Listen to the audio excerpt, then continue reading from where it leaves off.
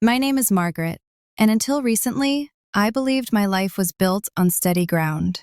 I am 28 years old, married to William, a man I once thought I knew better than anyone. We lived in a small stone cottage at the far edge of a quiet English village, where wheat fields swayed like soft gold and the river hummed its quiet songs. It was 1847, a year that began gently, before everything I trusted fell apart. My days were simple, peaceful even. I spent mornings at the village library, wiping dust from old bindings and guiding children through their first stories. William's work, however, led him far from home. He traveled for a trading company in London, sometimes gone for days, sometimes a full week.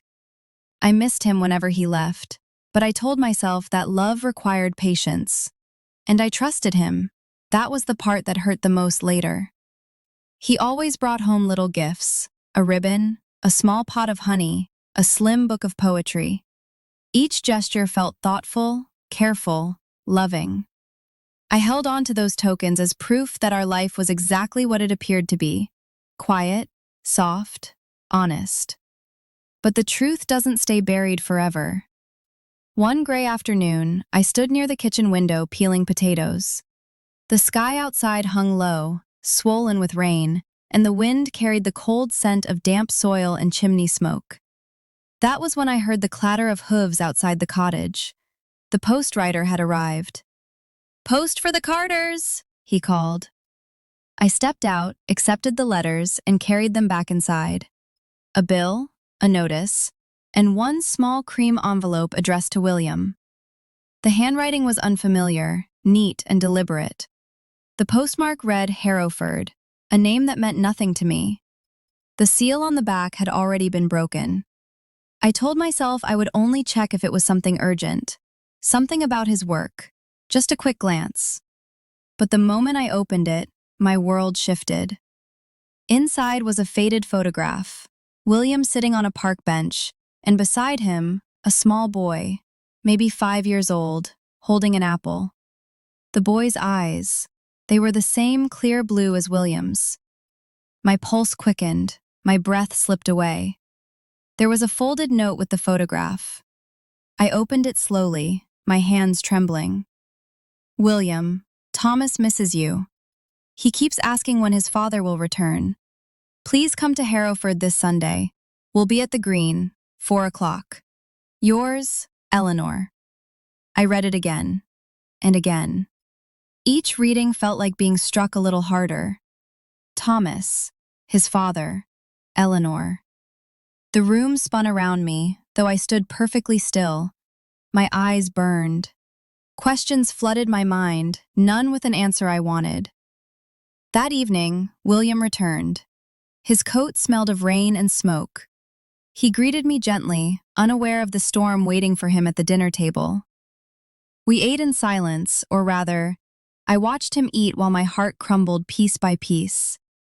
When I finally placed the letter before him, he froze. He knew. He knew exactly what I had discovered, and my life, as I understood it, had reached its breaking point. For a long moment, William didn't move. His eyes stayed fixed on the letter, as if the words might rearrange themselves into something harmless. When he finally looked up, his face had gone pale. "You opened my post?" he asked quietly. "Yes," I said, "and I deserve to know the truth. Who is Thomas? Who is Eleanor?"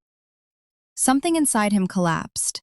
His shoulders sagged, and for the first time since the day I met him, he couldn't hold my gaze. "Margaret, Thomas is my son."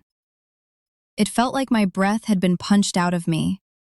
A ringing sound filled my ears. I gripped the edge of the table just to stay steady. "And Eleanor?" I whispered. "She is his mother." His voice cracked. "I knew her before I knew you. We were together briefly. When she told me she was with child, we had already parted ways. I supported them as best I could. I visited when I could. And then, I met you." Each word he spoke cut a little deeper. "So you married me with a secret child hidden behind every 'I love you'?" I asked. He closed his eyes. "I thought I could keep it separate." I didn't want to lose you. You never gave me the chance to choose, I said softly, bitterness tightening my throat. You chose for me. He reached for my hand. I pulled away before his fingers could touch mine. Go to your son, I said. At least be honest with him. He begged, but I was unmoving. When he left that night, he paused in the doorway. I love you, he whispered. But love built on lies is a fragile thing. I let the silence answer him. The door clicked shut, and with it, the life I'd cherished disappeared. I cried until my eyes ached, mourning the future I thought I had. Days passed in a blur. I barely ate, I barely slept. The cottage felt hollow without him, like it remembered us and mocked me with the memory. He sent letters, long, desperate, full of apologies and promises. He said he missed me, that he wanted to leave Eleanor, that he wanted to come back. But I couldn't shake the truth.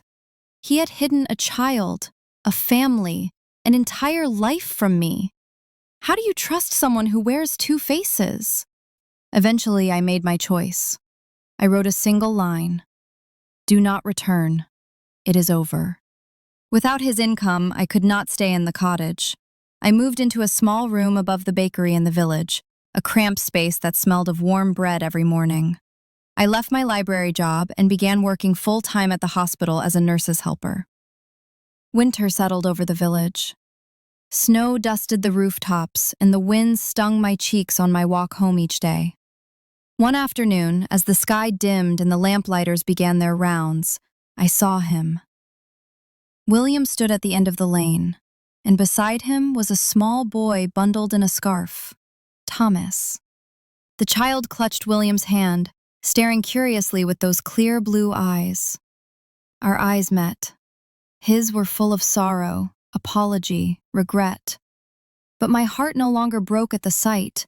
Instead, a quiet sadness washed over me, soft, gentle, final. I offered him a small, sad smile. Then I walked past them. That night, watching snow fall outside my window, I realized something important. I had been broken, but I was not destroyed. I had been hurt, but I was not lost. I was still here. And I would build a life that belonged only to me,